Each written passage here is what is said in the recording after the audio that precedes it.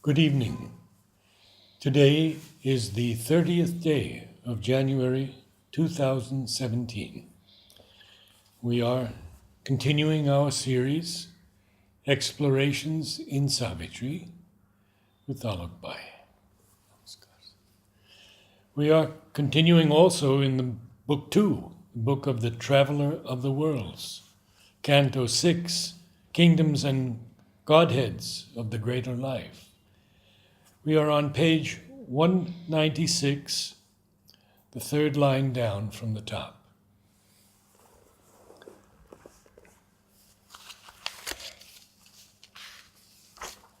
With all the wonderful things that life tries, now he begins to see that there's nothing here. Absolutely. Yeah. As Mother said in one of the places, that human beings, till 60, they are just going through experiences of life. And by 60, they learn what is the right way to live. And then by the time they are fully equipped to live it, they are 80. So it's the misfortune is that we are late learners. So, but life has its way of teaching the lesson, or the soul has its way of learning the lesson. So that's the only difference. I was, for the past 2 days, working on this question and answers for a world in crisis, and I was looking at youth, because these young people are so interested. Where Mother says that one can be young at 80 and absolutely. old at 20. True. So,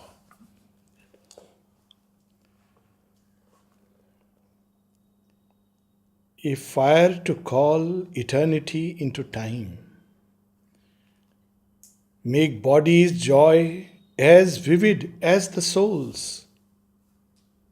Earth she would lift to neighborhood with heaven, labor's life to equate with the supreme, and reconcile the eternal and the abyss.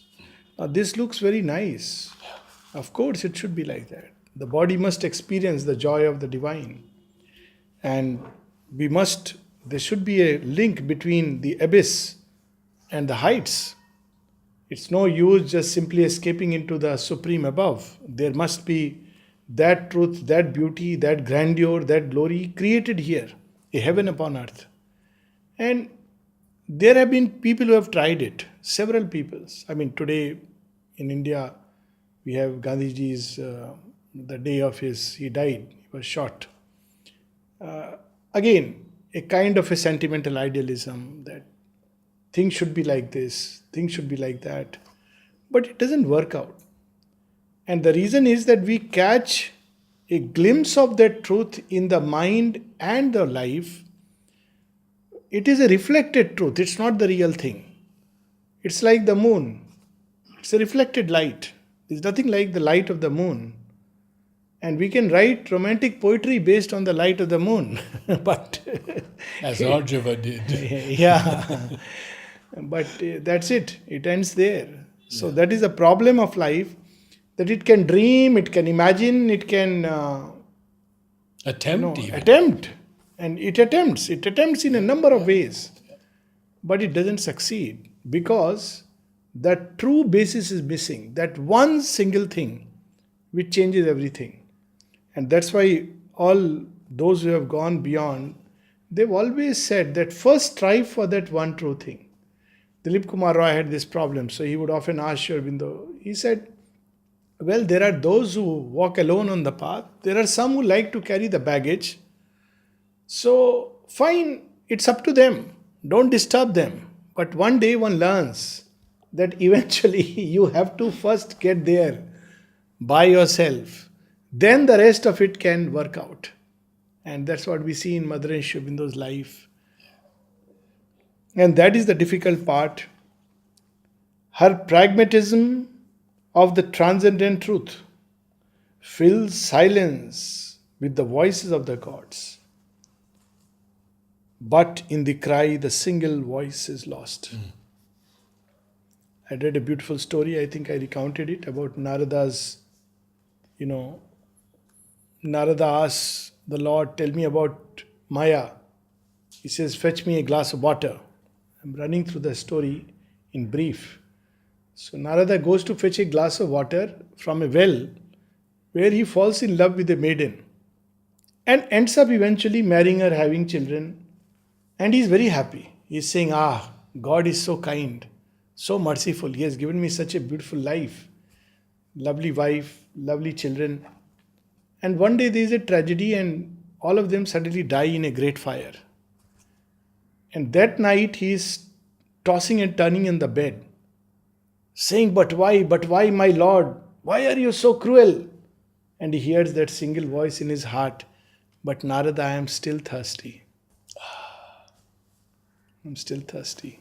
He had gone to fetch the water. So, this is the problem, that when we look at life from the ignorant eyes, then we also make a big hullabaloo about things. That's a different thing, because the white loves drama. Small issues, it makes it very big. But very often the tragedies in the vital are boons for the soul, and vice versa. The successes of the vital are very often tragedies for the soul. So this is the big problem, because it loses that single voice. And when all doors are closed, there is a chance that we will open that door through which we can hear that single voice. And without that, it's the authentic word of creation. Without that, you cannot create. There is another, much later, when we talk about the gods, Savitri, when she is going to find her soul, she sees a lot of luminous beings going on the surface to help mankind. And she is rushing inside. So she asks them. He says, in contrary terms, she met life's riddle. They going out to help mankind, she going inside to discover her soul. So you have to first find that. And some feeling satisfied that they have found it. Yes, that vital can create many things. Vital, mind, they can all play the trick. For nature's vision climbs beyond her acts. How beautifully. So she can see that there is something, but she cannot reach out to it. It's like the sea heaving up to touch the moon, but collapses after a while.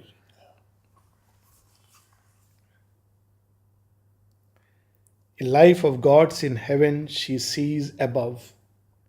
A demigod emerging from an ape is all she can in our mortal element. That's all it can create. It can people the skies with the gods who are living, of course, and it can see some kind of a demigod emerging out of man. Here, the half god, the half titan are her peak. At best, in human being, she can create half god and the half titan. So a part is colored by the heights, though within the realm of cosmic ignorance, up till the overmind gods. Still it will uplift a human being to at least some stature of the gods in one part. But the rest of his body is stuck in the mud. So here the half. And this seems to be the Godheads of the greater life. Yes. Only purpose. Yes. This greater life wavers twixt earth and sky. A poignant paradox pursues her dreams. Her hooded energy moves an ignorant world to look for a joy her own strong clasp puts off. This is a paradox. Yes. The moment it tries to seize and possess a joy, it fits. It's like people who go for window shopping. Very often it's recommended for depression. And by the way, it helps. It helps as long as it is only window shopping. So you go and see, you appreciate, your mind is diverted. Helps in that sense. Temporarily you feel very good. But the moment you want to buy and possess, problems start. You look into your pocket or your husband's pocket, or now times are changing, your wife's pocket. And then if you buy it, then, to keep it, to preserve it, people to appreciate it, or the fashion changes. Now you see 100 problems you buy along with buying that object. But as long as you appreciate it from a distance is fine. Oh, it's so nice, beautiful. But you want to own it, the strong clasp, this joy is mine, it's gone. Yeah. You can't have something like a my joy, my personal joy. It slips away. So this is the paradox of life. In her embrace, it cannot turn to its source. And the mother says this about particularly human love. She says when two human beings love each other and try to lock them in each other's embrace, they cut off from the universal joy. And so after a while, it loses its joy, it loses its happiness, and things turn bitter because it's cut off from the universal current of joy. So this is exactly how. Immense her power, endless her acts vast strive. Astray is its significance and lost. So the significance of life is to find the divine and manifest. That it has lost. But it has tremendous power. So it will create a lot of things. But that one thing it has lost. Although she carries in her secret breast the law and journeying curve of all things born, her knowledge partial seems, her purpose small, on a soil of yearning tread, her sumptuous hours. There is still a yearning after everything, after every milestone, every achievement. You end up with, what was it after all? What for? Even though she carries it all in her breast. Yes, yes.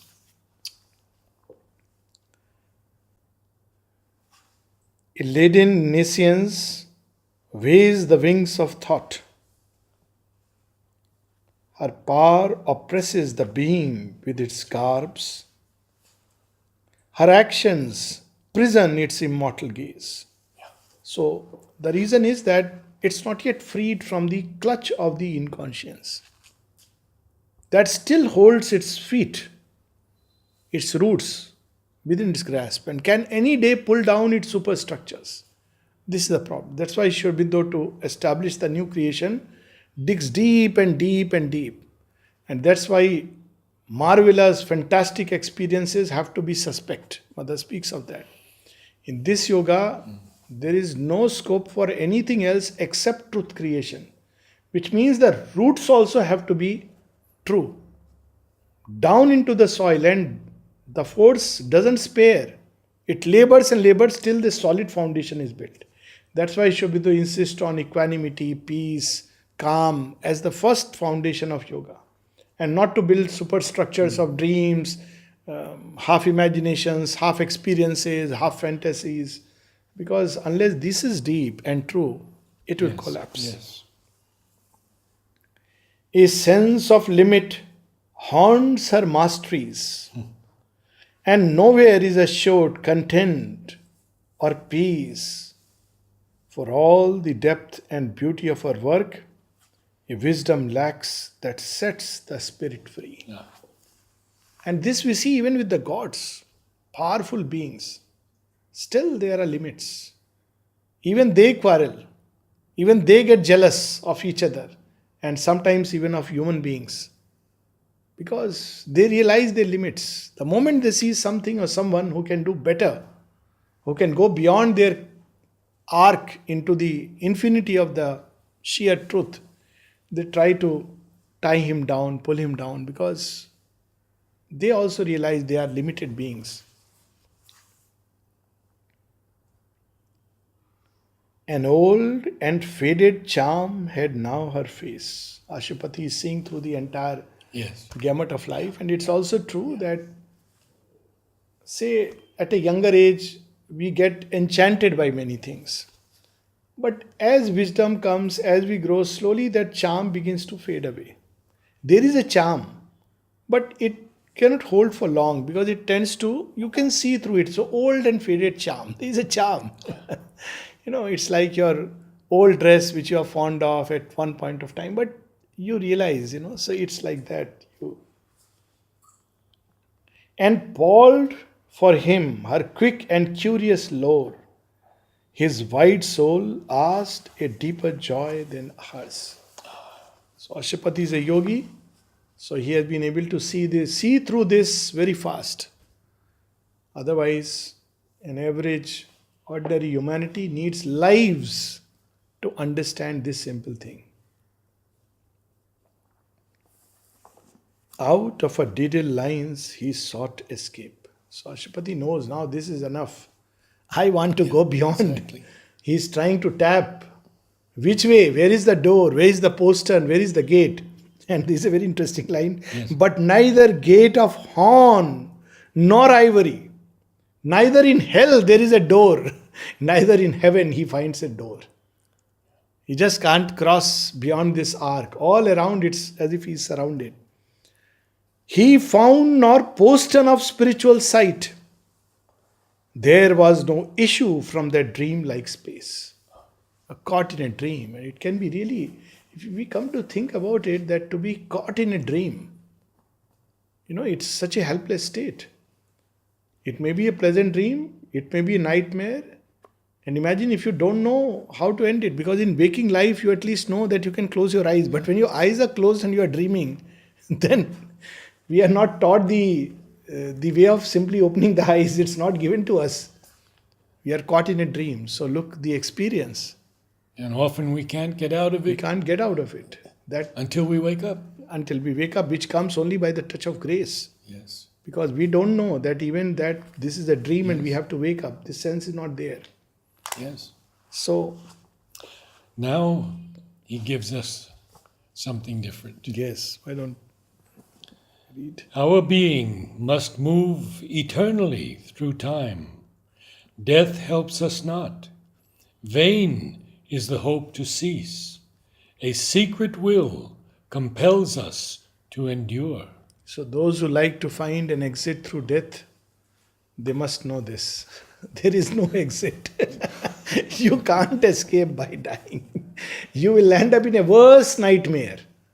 Mother has said, if you don't face and take on the difficulty of this life and resolve it in this very life, you will come back in much more difficult circumstances. Well, life doesn't leave you. It will hammer and hammer and hammer. So might as well go through the test of fire. Our life's repose is in the infinite. It cannot end. Its end is life supreme. Marvelous. Death is a passage, not the goal of our walk. Some ancient deep impulsion labors on. Our souls are dragged as with a hidden leash, carried from birth to birth, from world to world.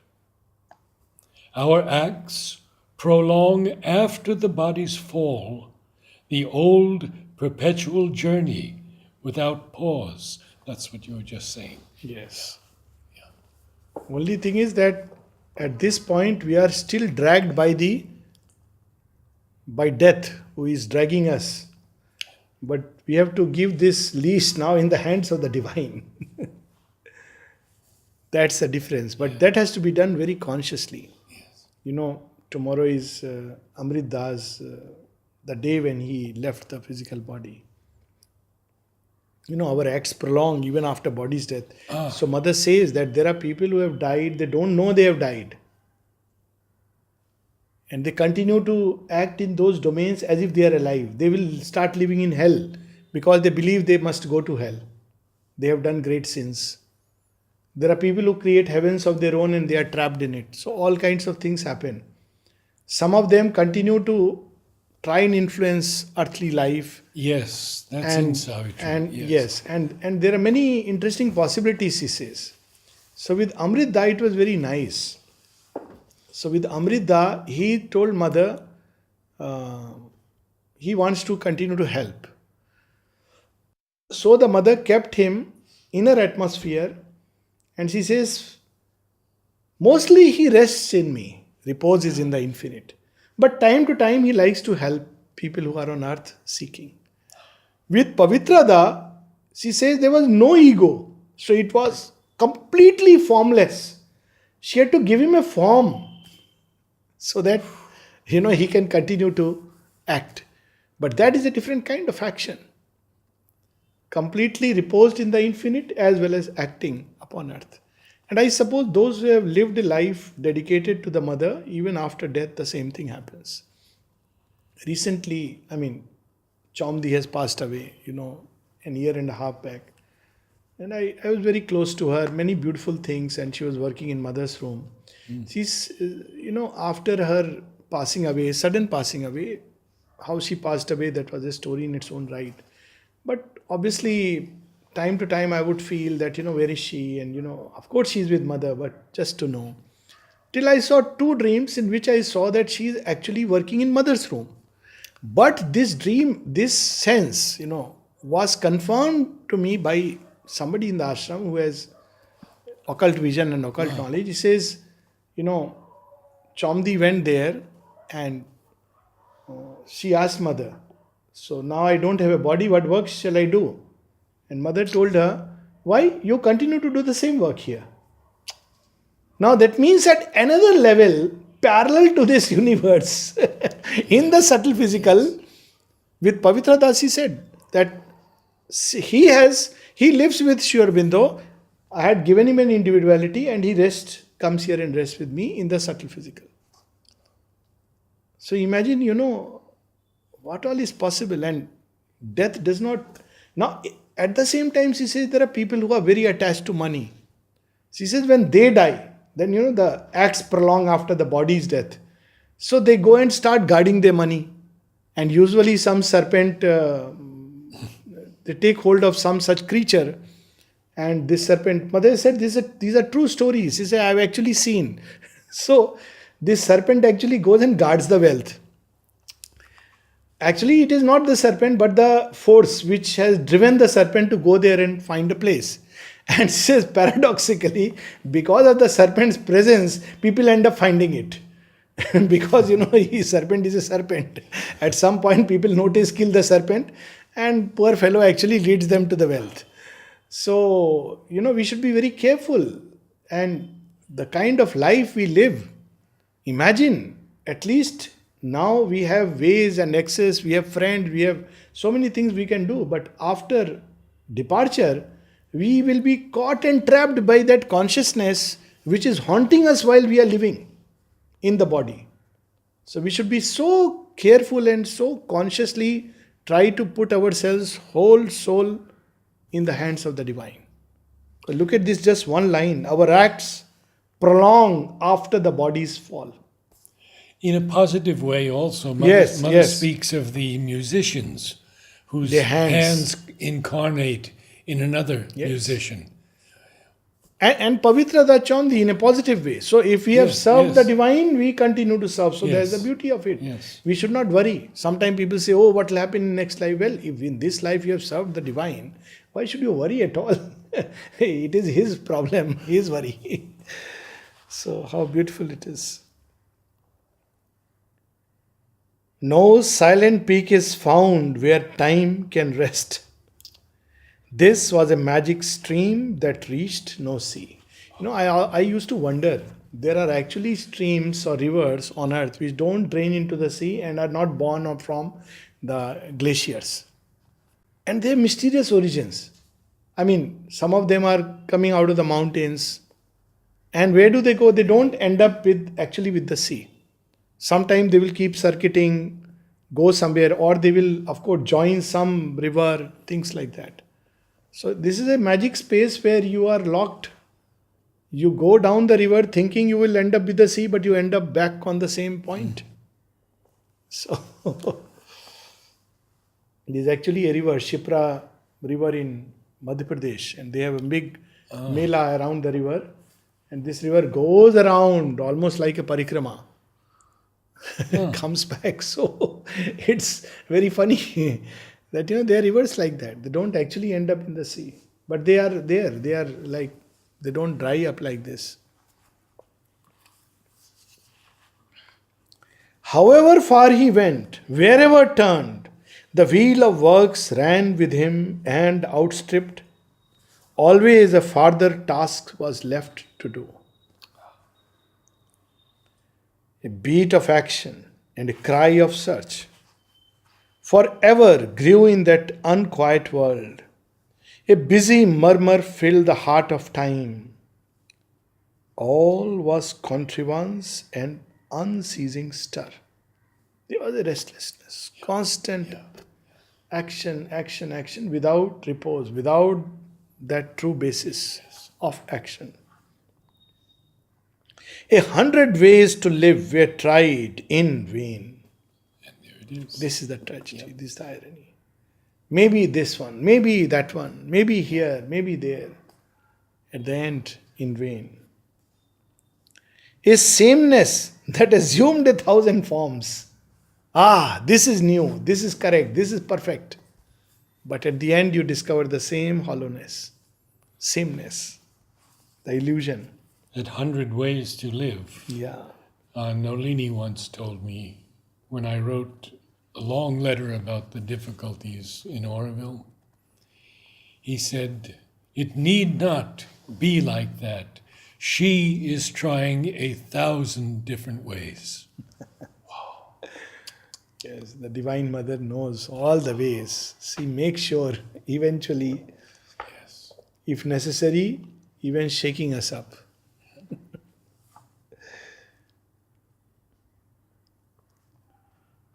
Strove to escape from its long monotone and made new things that soon were like the old. And that is why Sri Aurobindo cautioned.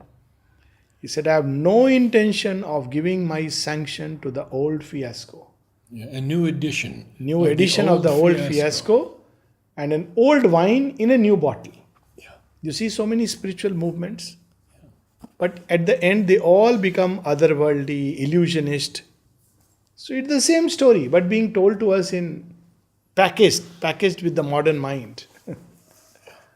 So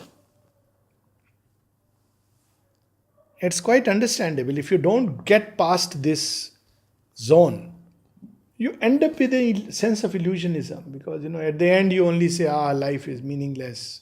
It's all an illusion. A curious decoration lured the eye, and novel values furbished ancient themes to cheat the mind with the idea of change. If you look at humanity 10,000 years back, you look at it now, they keep changing. The words change, the tone changes, the method changes. Furbishing. Ancient See, we ideas. started from dictatorship, went through many experiments, then socialism, capitalism, democracy. Now again you have dictators sitting and you don't know which one is better. See the paradox. That's what I was mentioning. Someone was telling me about, Mr. Trump. I said, don't you see the paradox that the very idea of freedom of human beings has given birth to a dictatorial person like Trump. So now, you decide which is better. He has been chosen in freedom, will of the people. Now, what do? You can't protest because you believe in human freedom and freedom of thought. So now freedom of thought has put you full circle back to that point where somebody you believe will take away your freedom of thought. But your freedom of thought have put him there. So you are caught in an impasse because you cannot create perfection by these means. And mind and vital have to understand it. And sometimes a benevolent dictator may turn out to be a better bet. Yes. Who knows? And yesterday we had a glint of something. Yeah. Have you heard it? Yes. He and Modi's conversation that US and India have to have much stronger ties. He's voicing what many people felt as an undercurrent but never voiced it. Exactly. So it becomes the voice of the world. Now, of course, when human beings do a thing, they go swing into all kinds of extremes, and then there are recoils. Life moves within that circles of action, reactions, retribution, counteractions. So, but at the end, you realize that this is not going to resolve the issues of human beings. No. There is no other way except transformation. No human system, man-made system. Look, this is the product of democracy at the end. Yeah. We believed in democracy. We believe in democratic principles and would give our lives for freedom. So here is freedom. speaking through Trump. So what's the problem? Now you see. That's the big paradox. We have turned full circle. Look at the logic and the irony of the situation. The country standing for liberty has ended up with a man who, so whatever way we look at it, there is always a deep wisdom, but there is a humor, divine humor or satire, you look at it in the whole thing. So that's what we have to remember, to cheat the mind with the idea of change. A different picture that was still the same appeared upon the cosmic vague background. Again and again. Again and again. And we'll keep seeing these cycles till humanity at some point learns what Sri Aurobindo said, and the mother said it's urgent because time presses. She said, Sri Aurobindo said, if only man consents to be spiritualized. And then she added, after describing this whole thing, and I must add, time presses. It's urgent. If only man consents to be spiritualized. There is no other way. Only another labyrinthine house of creatures and their doings and events, a city of the traffic of bound souls. What do you expect? Man is bound by 100 bonds, vital or mental, doesn't matter. His works will be imperfect. A market of creation and her wares was offered to the laboring mind and heart. A circuit ending where it first began. That's what we were, mentioning. Ending where it first began. So it has, come full circle, which in a way is good sign that dragon chasing its tail, when it reaches that point, now something will burst forth in humanity. Is dubbed the forward and eternal march of progress on perfection's unknown road. Each final scheme leads to a sequel plan. Yet every new departure seems the last. Inspired evangel, theory's ultimate peak, proclaiming a panacea for all time's ills, or carrying thought in its ultimate zenith flight, and trumpeting supreme discovery. The name has come. Trumpeting supreme discovery. Each brief idea, a structure perishable, publishes the immortality of its rule, its claim to be the perfect form of things. Truth's last epitome, time's golden best. See, some time back, when the previous president of the States was there, I remember when he came to power, a lot of people cried with joy. That look, at last now we have changed. There is a change. Ultimately, there is a black who has become a president, and he is so full of compassion, so nice. Now we are in for the golden age. The same system which created or seated an Obama is the same system that brought a Trump. So where do you look for salvation? You have to look within and realize that unless we change spiritually, not just keep on painting, nothing will change. Because that's the whole circle. And Sri Aurobindo is so humorous. So humorous here. And last few lines. But nothing has been achieved of infinite birth. Nothing has been achieved, but nothing has been achieved of infinite worth. A world made ever anew, never complete. Piled always half attempts on lost attempts, and saw a fragment as the eternal whole. So here we are.